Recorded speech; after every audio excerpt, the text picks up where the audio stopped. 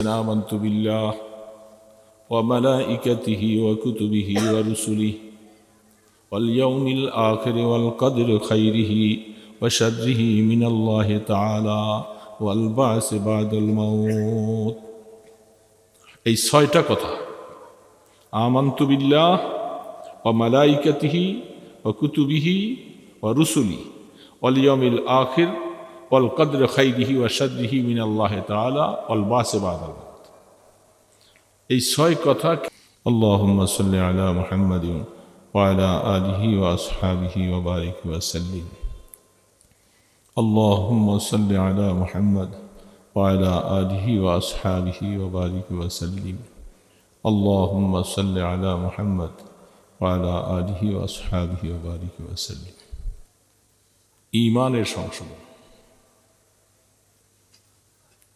মুসলিম আর মুমিন শব্দ দুইটা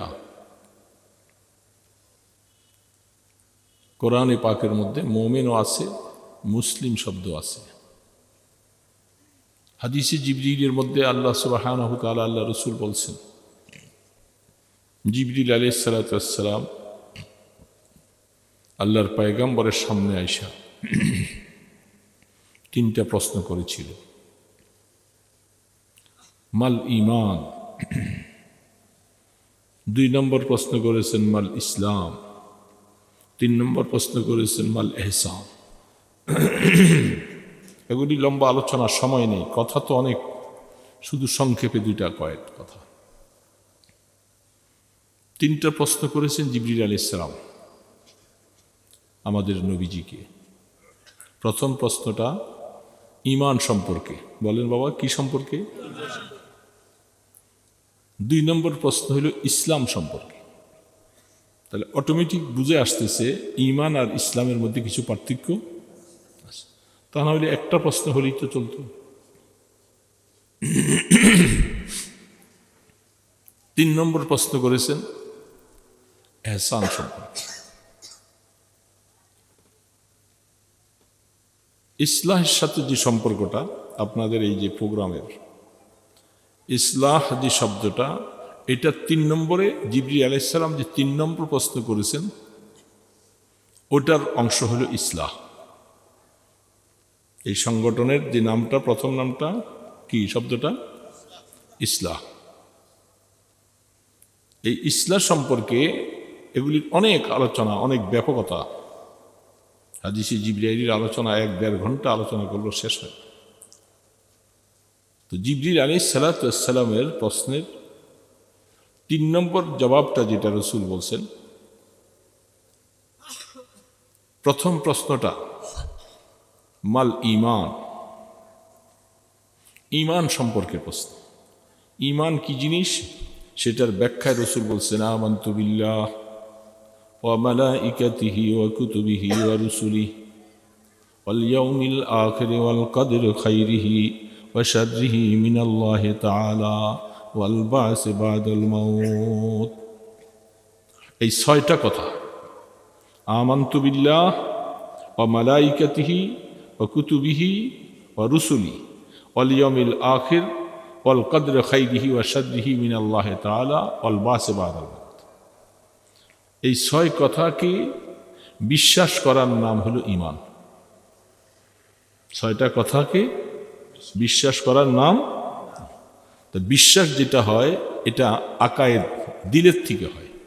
বিশ্বাসের জায়গাটা দিল, এটাকে এলমে আকায়েদ বলা হয়। কি বলা হয়?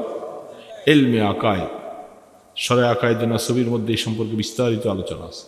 আকায়েদ সম্পর্কে, আকায়েদ আকীদার বহু বছর। এই আকায়েদ সম্পর্কে পরিপূর্ণভাবে অন্তরে বিশ্বাস করা, এই প্রশ্নটা জিবরিল আলাইহিস করেছেন। এটার নাম হলো মুমিন। মুমিন হতে হলে তাকে এই ছয় কথার উপরে পরিপূর্ণভাবে বিশ্বাস অর্জন করতে হবে। কয়টা কথা বাবা বলছি? ছয়টা কথার উপরে পুরোপুরি বিশ্বাস, এবং ছয়টার এক একটার ব্যাখ্যা অনেক অনেক। একটাই তো হচ্ছে আমানতু বিল্লাহ, আমার ঈমান কার উপরে? আল্লাহর। ওয়া মালাইকাতিহি, আল্লাহ পাকের ফেরেশতাদের উপরে। এই জন্য বলছি যে আমি শুধু সংক্ষেপটা বলছি, বিস্তারিত নয়, ব্যাখ্যা নয়। আমানতু বিল্লাহ, ঈমান আনছি, আল্লাহর উপরে বিশ্বাস করছি। ওয়া মালাইকাতিহি, ফেরেশতার উপরে। ওয়া কুতুবিহি, আল্লাহর কিতাব সমূহ। রুসুলিহি, সমস্ত নবী রাসূলদের উপরে। সেগুলি কেমনে কেমনে বিশ্বাস করলাম, এগুলোর ব্যাখ্যা। ওয়াল বাসে বাদাল মাউত, মৃত্যুর পরে পুনরুত্থান হবে, পুনর্জীবন হবে, এটার উপরে আমাদের কি আছে? বিশ্বাস আছে। খাইরিহি ওয়া শাররিহি মিনাল্লাহি তাআলা, যত ভালো মন্দ সবকিছু কার পক্ষ থেকে? আল্লাহর পক্ষ। এগুলি যদি আকীদার মধ্যে মজবুতির সাথে আসে, খাইরিহি ওয়া শাররিহি মিনাল্লাহি তাআলা, যখনই কোনো ভালো হয় তত আলহামদুলিল্লাহ, মন্দ হলে এখন এটা আল্লাহর থেকে আর মানা যায় না। জীবনে কত মন্দ আসে না, যদি পুরোপুরি বিশ্বাস হয়ে যায় আমার ভালো মন্দ সব কিছু মাওলার থেকে। আমি না ইমানের প্রথম প্রশ্নের জবাব বলছি, খাইরিহি ওয়া শাররিহি বলেন কার থেকে? মিনাল্লাহি তাআলা, আল্লাহ পাক। তো এটা ইলমে আকায়েদ বলা হয়। এই 6টা কথা মনে প্রাণে বিশ্বাস করার নাম ইলমে আকায়েদ। জিবরিল আলাইহিস সালাতুস সালাম আল্লাহ রসুলকে প্রশ্ন করে সমস্ত মুসলমানদেরকে, সমস্ত মুমিনদেরকে ইলমে আকায়েদ শিখাইতেছেন। আর প্রথম প্রশ্নটা হলো ঈমান সম্পর্কে। তাহলে প্রথম শিখানোটা কাদেরকে? মুসলিমদেরকে না মুমিনদেরকে? শব্দ কয়টা? একটা মুমিন আর একটা কি? মুসলিম। তো ওনার প্রশ্নটা এই আকায়েদ শিখাইতেছে কাদেরকে? মুমিনদেরকে। কাদেরকে শিখায়? যেহেতু মাল ঈমান, প্রশ্ন হলো কি ঈমান কি জিনিস? ঈমান কি জিনিস? তাইলে মুমিন যারা আছে, যারা আমরা পৃথিবীতে মুমিন আছি, আমাদেরকে আগে ইলমে আকায়েদ শিখাইতেছে। যখন ইলমে আকায়েদ পরিপূর্ণভাবে আসবে তখন তার দ্বিতীয় স্তর আসবে। সেই দ্বিতীয় স্তর হলো মাল ইসলাম। সংক্ষেপে তাড়াতাড়ি বলতেছি তো, বোঝানো যাচ্ছে না, অল্প সময় বুঝে নেন। মাল ইসলাম 2 নম্বর প্রশ্ন। একটার থেকে ক্লাস উত্তীর্ণ হয়ে উপরে যাওয়ার পরে তার মধ্যে এখন প্রশ্ন কিসের উপরে? ইসলাম সম্পর্কে। কি সম্পর্কে বাবা? তাই ইসলাম অর্জন করতে গেলে ঈমান সাইরা না ঈমান সহ? আগে প্রথম স্তর অতিবাহিত করে তাকে ডিগ্রিতে যাইতে হবে। হ্যাঁ, না ডাইরেক্ট সে ডিগ্রিতে চলে যাবে? ঈমানকে পরিপূর্ণ সংশোধন হওয়ার পরে, ঈমান মজবুত হওয়ার পরে সেই লোকটাকে ডিগ্রি অর্জন করবে সামনে, সেটা হলো মাল ইসলাম। ইসলাম কি জিনিস? রাসূল তখন বলছেন প্রথম তো হলো আকিমুস সালাহ ওয়া আতুজ যাকাত ওয়া সাওম রমাজান ওয়া হজ্জ বাইতুল্লাহ ওয়াজ যাকাত। এই ইসলামের যে কতগুলি কর্মক্ষেত্র আছে, আমল আছে, নামাজ, রোজা, হজ, যাকাত, ঈমান তো আছে। ঈমানের ডিগ্রি তো প্রথম অর্জন করলামই। এই জন্য এখানে ইসলামের বাকি যে 4টা শাখা, এই 4টা শাখাকে যথাযথভাবে পরিপূর্ণভাবে যিনি আদায় করবেন তিনি প্রথম স্তর পার হইয়া দ্বিতীয় স্তরে ঢুকছেন। দ্বিতীয় স্তর যখন তার কাছে পরিপূর্ণ আসবে তখন তাকে বলবে মুসলিম। তাকে বলবে কি? দ্বিতীয় প্রশ্নে মুসলিম, মাল ইসলাম। তাহলে ইসলাম কোনো মানুষ, এই জন্য আমাদের সমাজে মুমিনের সংখ্যা আছি আমরা অনেক, মুসলিমের সংখ্যা অনেক কম। বলেন ঠিক না বেঠিক? বুঝতে পারছেন তো? বুঝার কারণে এখন আপনি জবাব দিতে পারবেন। যেহেতু প্রথম স্তরটা যেটা আছি সেটা হিসাবে আমরা মুমিন, কিন্তু মুসলিম হতে অনেকেই পারি নাই। নামাজ নেই, রোজা নাই, তার কাছে হজ ফরজ হয়েছে হজ করে নাই, যাকাত ফরজ হয়েছে যাকাত যথাযথ আদায় করে নাই। তাহলে তিনি মুমিন, তিনি এখনো মুসলিম না। বুঝতে পারছেন কথা? তিনি এখনো মুসলিম হতে পারে নাই। তাহলে আমাকে মুমিন হতে হবে, ওই 6 কথার পরিপূর্ণ বিশ্বাস করে, এটা ইলমে আকায়েদ। আর 2 নম্বরে নামাজ, রোজা, হজ, যাকাত, এগুলি আল্লাহ পাক কোরআনে বলছেন। নামাজ কয় রাকাত, কিভাবে পড়তে হবে, এটা কি কোনোদিন কোরআনে আয়াতে পাওয়া যায়? এটা পাইতে হলে হাদিসে যাইতে হবে। হাদিসটা এটা এলমে ফেকার শাস্ত্র। নামাজ কেমনে রুকু, কেমনে সেজদা, কেমনে জাকাত, কেমনে হজ, এগুলাকে এলমে ফেকা বলা হয়।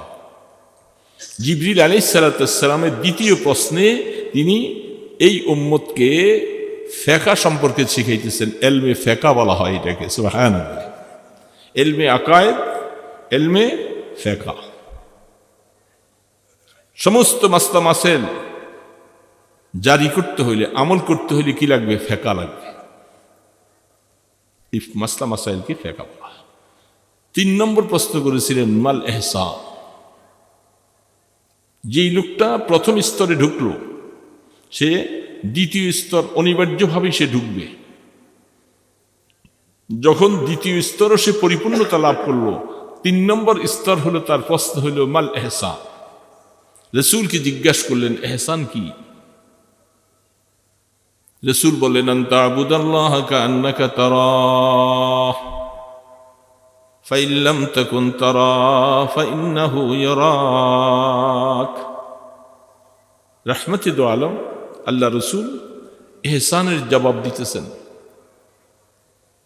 সংক্ষেপে ইহসানের জবাব দিতেছেন যে তুমি আল্লাহর ইবাদত এইভাবে করো যেন তুমি আল্লাহকে দেখতে পাও।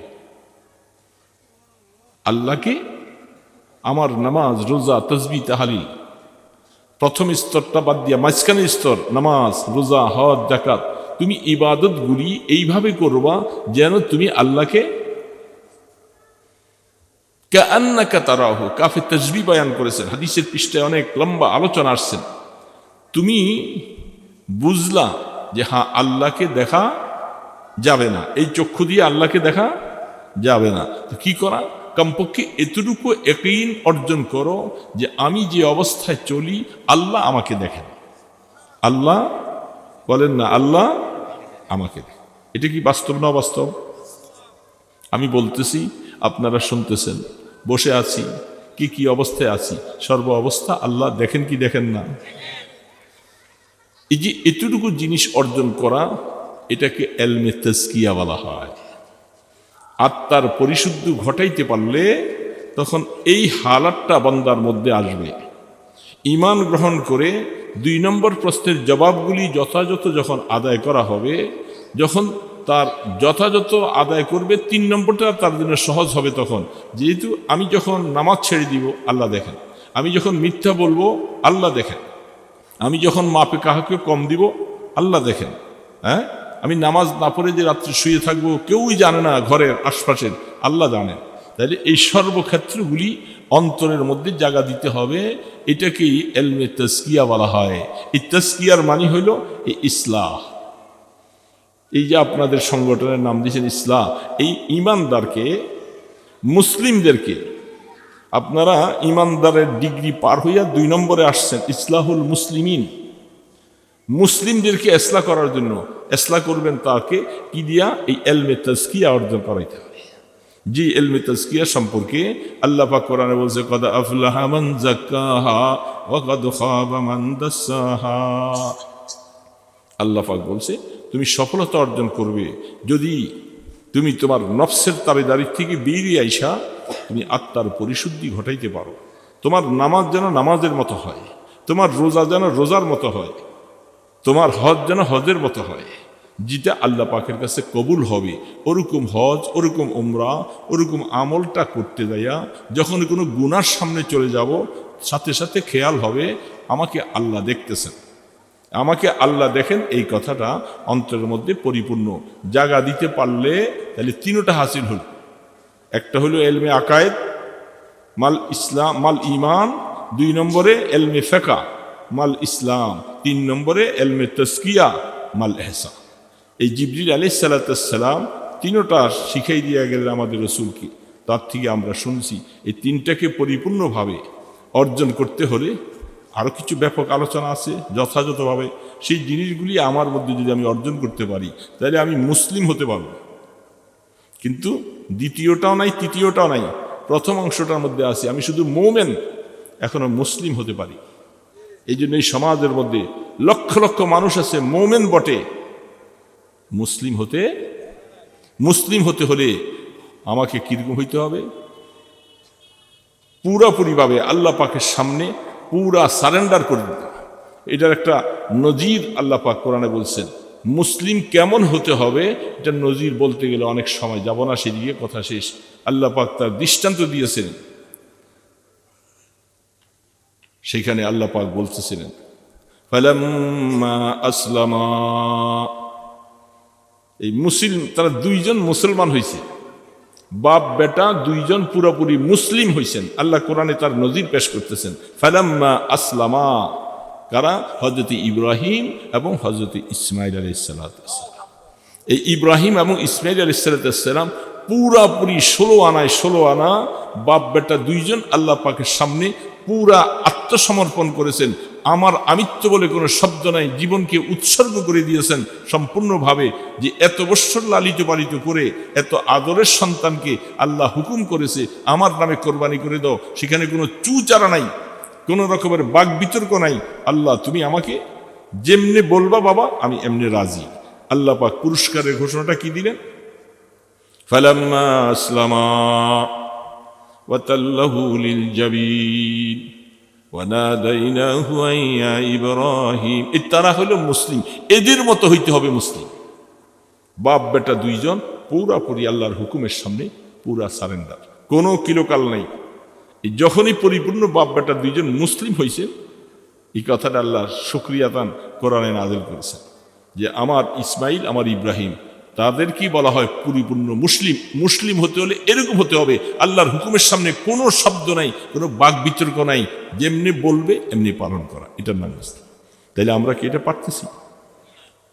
পারি। এই জন্য দোস্ত, ইসলাহুল মুসলিমি, মুসলমানদের ইসলাহ। মুমিনই তো এখনো ইসলাহ হয়নি, মুসলিম হইব কখন?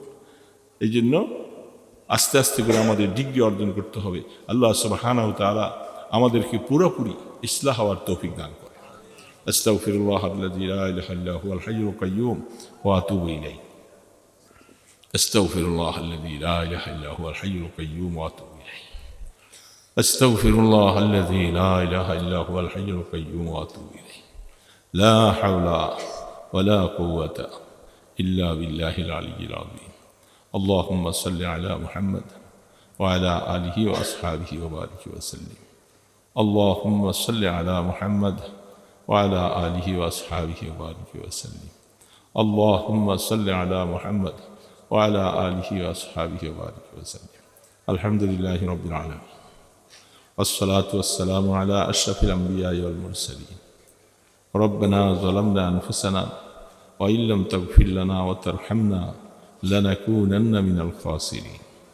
আল্লাহ, উলামায়ে কেরাম বহুত কষ্ট করে মেহনত করে তোমার নবীর উম্মতকে হেদায়েতের দিকে রাস্তা দেখাবার জন্য এত বড় আয়োজন করেছেন।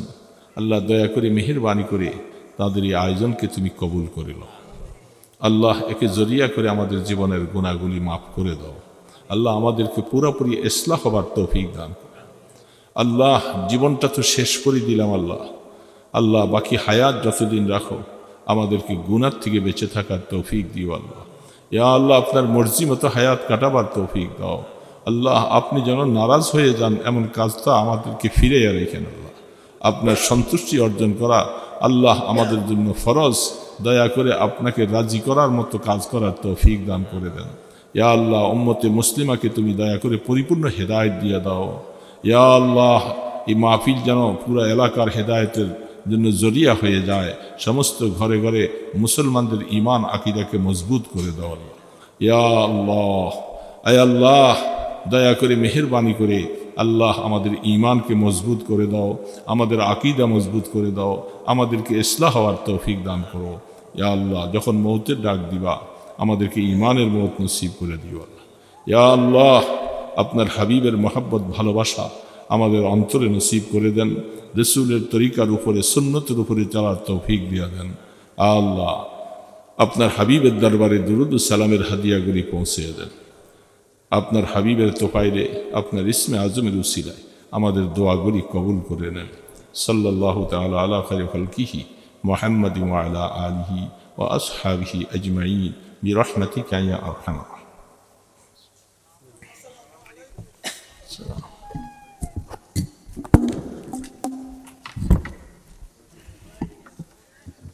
আলহামদুলিল্লাহ, আল্লাহ সুবহানাহু ওয়া তাআলা অসংখ্য শুকর। আল্লাহ আমাদেরকে মাহফিল কবুল করে।